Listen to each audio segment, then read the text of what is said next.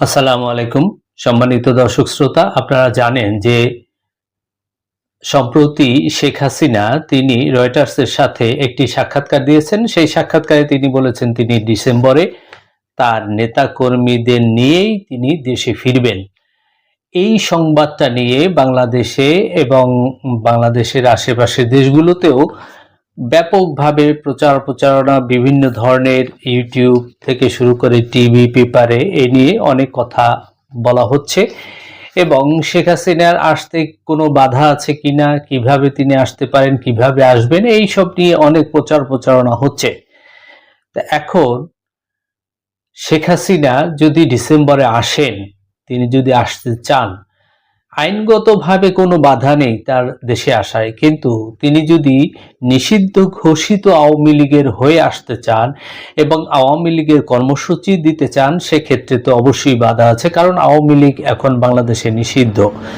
তবে কাকতালীয়ভাবে যে জিনিসটা একেবারে মিলে যায় সেটা হচ্ছে, আমি একটু আগে বলে নেই যে শেখ হাসিনা দেশে ফিরলে কি কি হতে পারে।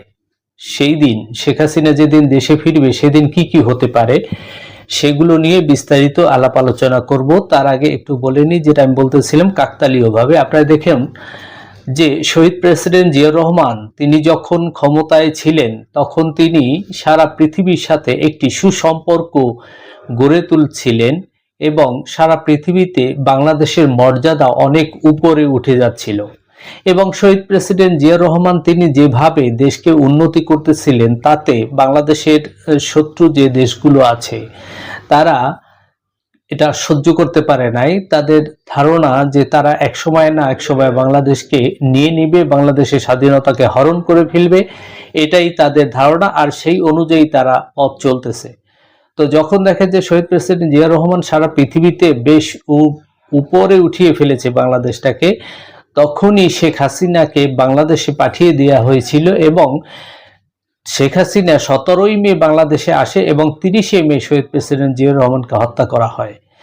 এখন এটা কারা হত্যা করছে, কিভাবে হত্যা করছে, এর পিছনে কারা ছিল, এই সমস্ত কিছু লিখে গিয়েছে মতিউর রহমান রেন্টু। শেখ হাসিনার একটানা 16 বছর তার পিএস ছিলেন, সেই মতিউর রহমান রেন্টু তার বইতে লিখে গিয়েছেন এটা কারা কি করেছে, কি কারণে তাকে হত্যা করা হয়েছে, সবকিছু। ঠিক সেরকমেরই এখন দেখেন জনাব তারেক রহমান ক্ষমতায় এসেছে এবং তিনি একের পর এক দেশ ভ্রমণ করতেছেন এবং সারা পৃথিবীতে বাংলাদেশের একটি বেশ ভালো অবস্থান তৈরি হতে যাচ্ছে। বাংলাদেশের অবস্থা বেশ উন্নতির দিকে যাচ্ছে এবং বাংলাদেশের উন্নতি হচ্ছে এবং জনগণ বেশ এই সরকারের প্রতি সমর্থন দিয়েছে এবং জনগণ জনাব তারেক রহমানকে বেশ সমর্থন দিচ্ছে। এই তারেক রহমান বেশ জনপ্রিয় হয়ে যাচ্ছে এবং সারা পৃথিবীতে বাংলাদেশটাও জনপ্রিয় হয়ে যাচ্ছে। এইটা এখন আর সহ্য হয় না, এইটা নির্দিষ্ট একটা দেশে সহ্য হয় না। তাই শেখ হাসিনা যতটা দেশে আসতে চান তার চেয়ে বেশি হচ্ছে তারা শেখ হাসিনাকে ধাক্কা দিয়ে বা জোর করে প্রেসার দিয়ে হলেও বাংলাদেশে পাঠিয়ে দিতে চায়, যাতে বাংলাদেশের উন্নতি না হতে পারে। যেমন তিস্তা মহাপরিকল্পনা যেটা আছে সেটা কোনোভাবেই হতে দিবে না তারা, এটা তাদের প্রতিজ্ঞা। এবং শেখ হাসিনাকে যদি পাঠিয়ে দেওয়া যায় বাংলাদেশে, তাহলে সেই আগের বারের মতো ছাত্রলীগ যুবলীগের দ্বারা জঙ্গি বাহিনী তৈরি করে সারা বাংলাদেশে যেরকমের বোম ব্লাস্টিং হয়েছিল সেরকমভাবে বোম ব্লাস্টিং করা এবং বিভিন্ন ধরনের অরাজকতা করা এবং তিস্তা চুক্তি যাতে না হতে পারে সেজন্য হরতাল ডাকা, বিভিন্ন ধরনের হরতাল ডেকে দেশটাকে অস্থিতিশীল করে ফেলা, এই ধরনের কর্মকাণ্ড হয়তো বা হবে শেখ হাসিনা যদি দেশে ফিরতে পারে। কিন্তু ভারত এর আগে চেষ্টা করেছিল যে তারেক রহমান যাতে চীনে না যায়, সেই জন্য এখানে একটি মূর্তি বানিয়ে সেই মূর্তির বিষয়ে বিভিন্ন ধরনের উস্কানিমূলক কথাবার্তা দিয়ে বিভিন্ন রকম ভাবে গন্ডগোল পাকাতে চেয়েছিল, কিন্তু বাংলাদেশ অত্যন্ত সুচতুরভাবে চুপ রয়েছে, তারা কোনোভাবেই এই ফাঁদে পা দেয় নাই, যার কারণে এখানে ভারত ব্যর্থ। আর এই ব্যর্থ হয়েই এখন শেখ হাসিনাকে বাংলাদেশে পাঠানোর জন্য তার সর্বশক্তি দিয়ে ভারত চেষ্টা করে যাচ্ছে। কিন্তু শেখ হাসিনা যদি বাংলাদেশে আসে তাহলে কি হতে পারে? যেটা হতে পারে, জনাব তারেক রহমান এবং শেখ হাসিনা দুজনই সারা জীবনের জন্য এই পৃথিবী থেকে সরে যেতে পারেন এটা কারা করতে পারে সে বিষয়ে আমি বলবো একটু পরে। এছাড়া আরো যেটা হতে পারে, শেখ হাসিনা আসলে পাল্টাপাল্টির লোক সমাগম হবে এবং রণক্ষেত্রে পরিণত হবে এবং লাশের মিছিল হবে, তাতে কোনো সন্দেহ নাই। এখন আমি এক এক করে বলি। শেখ হাসিনা যেদিন বাংলাদেশে আসবেন, তিনি তো ঘোষণা দিয়েছেন তিনি যদি বাংলাদেশে আসেন তার নেতাকর্মীদের নিয়ে, তাকে যারা রিসিভ করতে যাবে তারা তো কোনো দলীয় ব্যানার নিতে পারবে না, কারণ আওয়ামী লীগ তো এখন নিষিদ্ধ। আগে যেরকমের থাকতো যে মিরপুর থানা ছাত্রলীগ, যুবলীগ, স্বেচ্ছাসেবক লীগ, আওয়ামী লীগের ব্যানার বা বিভিন্ন থানার এরকম ব্যানার নিয়ে যেত, এখন তো আর সেটা যেতে পারবে না। এখন ব্যানার ছাড়া সাধারণ মানুষের যেতে হবে এবং এই সাধারণ মানুষের মতো যে যাবে, এই সাধারণ মানুষের মধ্যে কারা থাকবে এগুলো কিন্তু কেউ জানে না। এখন এখানে এই সাধারণ মানুষের বেশে যদি অন্য কোনো মানুষ এর ভিতরে প্রবেশ করে যায় বা ঢুকে যায়, বা আওয়ামী লীগ ছাত্রলীগের মিছিলের নাম করে তারা যদি এরকমের এর ভিতরে ঢুকে যায় শেখ হাসিনাকে আমন্ত্রণ জানানোর জন্য কিংবা শেখ হাসিনাকে রিসিভ করার জন্য, শুভেচ্ছা জানানোর জন্য, তাহলে ঘটনাটা যেরকম 24-এর আগে যে দেখা গিয়েছে যে কিছু কিছু অন্য দলের মানুষ তারা ছাত্রলীগ আওয়ামী লীগে ঢুকে আওয়ামী লীগের যেরকম পতন ঘটিয়েছিল, ছাত্রলীগের যেরকম পতন ঘটিয়েছিল, শেখ হাসিনা যেরকম পতন ঘটিয়েছিল, সেরকম যদি কিছু একটা করে যে শেখ হাসিনাকে শেষ করে দেওয়ার জন্য বা শেখ হাসিনার উপর আক্রমণ করার জন্য, কারণ ওখানে তো কারো গায়ে লেখা থাকবে না কি ছাত্রলীগ কি যুবলীগ কি আওয়ামী লীগ, কারণ এখানে আওয়ামী লীগ ছাত্রলীগ তারা যথেষ্ট পরিমাণ ভীতু থাকবে। হয়তো সবাই আসবে না, যারা হয়তো রাজনীতি বুঝে না এই টাইপের কিছু আবেগী মানুষজন আসবে, কিন্তু যারা রাজনীতি বুঝে তারা হয়তো এটা অবশ্যই বুঝবে যে শেখ হাসিনা তো দূরের কথা, আর এই আওয়ামী লীগের ক্ষমতায় আসার আর শীঘ্র কোনো সম্ভাবনা নেই। কারণ এর আগে যে দুইবার ক্ষমতায় এসেছিল, সেই 96 সনে এবং 2008-9 সনে যে ক্ষমতায় এসেছিল, সেটা ভারতের এবং আমেরিকার কৃপায় এসেছিল। এখানে ভারত একচেটিয়া ভাবে কাউকে ক্ষমতায় আনতেও পারে না, কাউকে ক্ষমতা থেকে সরাতেও পারে না। সেই ক্ষমতা ভারতের নেই। সেই ক্ষমতা যদি ভারতের থাকতো তাহলে স্বাধীনতার পর থেকে এই পর্যন্ত সব আওয়ামী লীগের লোকই ক্ষমতায় থাকতো, তাহলে আওয়ামী লীগ ক্ষমতার বাহিরে থাকতো না। সুতরাং ভারত যেটা পারে সেটা হচ্ছে একের পর এক দেশের ভিতরে এই জঙ্গি খেলে বিভিন্ন ধরনের দুর্ঘটনা ঘটিয়ে বোম ব্লাস্টিং করে বিভিন্ন ধরনের অরাজকতা সৃষ্টি করতে পারবে এবং একের পর এক অশান্তি সৃষ্টি করতে পারবে। যেমন পানি ছেড়ে দিয়ে পানি না দিয়ে এরকমের বিভিন্ন রকম ভাবে এগুলো করতে পারবে। কিন্তু ভারত কাউকে ক্ষমতা আনতেও পারবে না, ক্ষমতা থেকে সরাতেও পারবে না, সেই অবস্থা ভারতের নেই। এটা একমাত্র আমেরিকাই পারে। যেটা সর্বশেষ শেখ হাসিনার আমলে আপনারা দেখেছেন শেষ সময় যে ভারতের যে সৈন্যরা বাংলাদেশে ছিল, আমরা যেটা ভিডিওতে দেখেছি যে এয়ারপোর্ট থেকে হাসিনার পতনের পরে যে তারা এয়ারপোর্ট থেকে সরে গিয়েছে, মানুষের ধারণা যে এই যে মানুষকে নির্বিচারে পাখির মতো গুলি করে হত্যা করেছে, এই যে ভারতের সৈন্য যারা ছিল তারাই এগুলো করেছে, বেশি বাংলাদেশের পুলিশ বা সৈন্যরা অতটা করে নাই।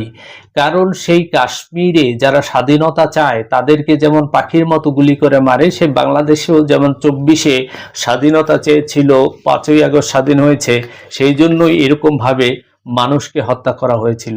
তো আমি যেটা বলতেছিলাম যে এরকম যদি শেখ হাসিনা এয়ারপোর্টে আসুক বা বেনাপোল থেকে আসুক, সেখানে আসার পর যদি এরকম লক্ষ লক্ষ মানুষ পৌঁছে যায় সেখানে, এবং এটা যদি পাল্টাপাল্টি হয়, আওয়ামী লীগ যদি 2 লক্ষ আনে, তাহলে আওয়ামী লীগ বিরোধী যারা আছে, স্বাধীনতার পক্ষে যারা আছে, তারা হয়তো ওখানে 5 লক্ষ চলে যাবে।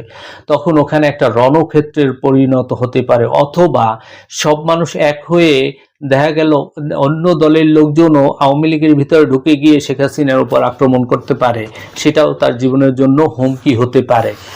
এবং দ্বিতীয় যেটা হয় যে শেখ হাসিনা যদি বাংলাদেশে আসে, তারপরে তারেক জিয়ার উপরও তারেক জিয়ার জীবন হুমকির মুখে পড়বে হয়তো, বা যেমন জিয়া রহমানের পড়েছিল সেরকম তারও একটা সম্ভাবনা থাকে। এরপরে তৃতীয় কোনো দেশ যখন শেখ হাসিনা বাংলাদেশে আসবে, তখন যদি পুলিশ তাকে তো অবশ্যই গ্রেপ্তার করতে যাবে, মাস্ট তাকে গ্রেপ্তার করবে। এবং পুলিশ যদি তাকে গ্রেপ্তার করতে যায় তখন আওয়ামী লীগ ছাত্রলীগের লোকজন পুলিশের উপর আক্রমণ করবে এবং পুলিশকে হতাহত করবে, এটা জানা কথা। তাকে সহজে গ্রেপ্তার হতে দিবে না। এবং এটা যখনই করতে যাবে তখনই তখনই পার্শ্ববর্তী মিডিয়া দেখাবে, বা বাংলাদেশে আওয়ামী লীগপন্থী যে মিডিয়া আছে তারা দেখাবে যে এই সরকার স্বৈরাচার, তারা শেখ হাসিনার উপর আক্রমণ করেছে, পুলিশ গিয়ে শেখ হাসিনার উপর আক্রমণ করেছে, পুলিশ গিয়ে হতাহত করেছে, গুলি করেছে, এই ধরনের অনেক কিছু তারা তখন প্রচার করবে, প্রকাশ করবে, যাতে এই শেখ হাসিনাকে গ্রেপ্তার করা না যায় এবং শেখ হাসিনাকে যাতে মুক্ত থাকে এবং শেখ হাসিনা যাতে দেশের বিরুদ্ধে একের পর এক ষড়যন্ত্র করতে পারে সেই জন্য। এখন শেখ হাসিনা যখন দেশের ভিতরে আসবে তখন তো এই ধরনের গন্ডগোল হট্টগোল লাগবে, এবং এই হট্টগোল লাগলে তখন তৃতীয় কোনো দেশ বা তৃতীয় কোনো ব্যক্তি এসে শেখ হাসিনাকে চিরদিনের জন্য শেষ করেও দিতে পারে। কারণ কোনো কূটনীতি তো অনেক রকমেরই হয়, পৃথিবীতে অনেক রকমেরই ষড়যন্ত্র হয়। এখন শেখ হাসিনার বয়স প্রায় 80 বছরের কাছাকাছি, তার দ্বারা নতুন কোনো কিছু পাওয়ার আর নেই, আশা করা যায় না। শেখ হাসিনার বোনকে, রেহানাকে এখন দাঁড়া করাতে হবে। এখন সেটা যদি শেখ হাসিনার বিনিময়ে হয়, শেখ হাসিনাকে যদি এরকম ভাবে দুর্ঘটনা না ঘটুক, আমরা চাই না সেরকম কিছু ঘটুক, কিন্তু কেউ যদি তৃতীয় কোনো দেশ বা তৃতীয় কোনো শক্তি যদি শেখ হাসিনাকে এখানে একেবারে শেষ করে দিয়ে একটা বিপ্লবের কথা চিন্তা করে, বিপ্লব ঘটিয়ে দেওয়ার কথা চিন্তা করে, এবং সেই বিপ্লবের পরে আবার শেখ রেহানাকে ক্ষমতায় এনে বসাতে হবে, কারণ শেখ হাসিনা বুড়ো হয়ে গেছে তাই, এবং শেখ হাসিনা বাংলাদেশের মানুষের কাছে যথেষ্ট অপ্রিয়, তাই তাকে বলি দিয়ে যদি অন্য কাউকে ক্ষমতায় বসানো যায়, এরকম চিন্তা হলেও হতে পারে, এরকম চিন্তা কেউ করলেও করতে পারে। কারণ রাজনীতিতে শেখ হাসিনা একটা কথা বলে যে রাজনীতিতে শেষ কথা বলে কিছু নাই। এরকম সারা পৃথিবীতেই আমরা দেখি একের পর এক ষড়যন্ত্র, একের পর এক দুর্ঘটনা ঘটতেই থাকে রাজনীতিতে। তাই সবাইকে সাবধান থাকতে হবে। এখানে বিএনপি, জামাতে ইসলাম, এনসিপি তাদেরকে সাবধান থাকতে হবে। সাথে সাথে শেখ হাসিনা আসলে তাকে কিভাবে সরকার মোকাবিলা করবে সেটা সরকারকেও চিন্তায় থাকতে হবে। কারণ আমার মনে হয় না জামাতে ইসলাম, এনসিপি তার কোনোভাবেই এটা মেনে নিবে এবং তাকে আসতে দেবে। কারণ জামাত ইসলাম, এনসিপি এখন মায়ের কোলে যেরকম থাকে সেরকম নিরাপদে আছে, কিন্তু শেখ হাসিনা আসলে সেই নিরাপদটা আর থাকবে না। তাই তারা কোনোভাবেই চাবে না যে শেখ হাসিনা বাংলাদেশে আসুক এবং এসে আবার রাজনীতি করুক। তাহলে জামাত আবার সেই 4 নাম্বার দলেই পরিণত হবে শেখ হাসিনা যদি বাংলাদেশে আসে। এরকমভাবেই হয়তো দেশের পরিবর্তন হয়ে যাবে যদি শেখ হাসিনা বাংলাদেশে ঢোকে। কিন্তু সর্বোপরি যেটা বোঝা যায় বা দেখা যায় যে এতটা সহজ না শেখ হাসিনা বাংলাদেশে আসবে, এসে সে কিছু একটা করে ফেলবে, এতটা সহজ না এটা। শেখ হাসিনা যদি বাংলাদেশে আসে তাহলে সে 24-এর মতোই আবার দেশের সর্বস্তরের মানুষ রাস্তায় নেমে আসবে। হয়তো কিছু মানুষ আসবে না, কিন্তু বেশিরভাগ মানুষই রাস্তায় নেমে আসবে যাতে সে আর দেশে আসতে না পারে। এবং বিশেষ করে যে শত শত মানুষকে খুন, গুম, হত্যা করেছে তাদের আত্মীয় স্বজন, তারা কোনোভাবেই চাবে না যে শেখ হাসিনা আবার দেশে ফিরুক। তাই দেশবাসীকে সাবধান থাকতে হবে, সরকারকে সাবধান থাকতে হবে যে কোনো পরিস্থিতি যে কোনোভাবে মোকাবেলা করার জন্য। ধন্যবাদ সবাইকে। আসসালামু আলাইকুম ওয়া রাহমাতুল্লাহি ওয়া বারাকাতুহু।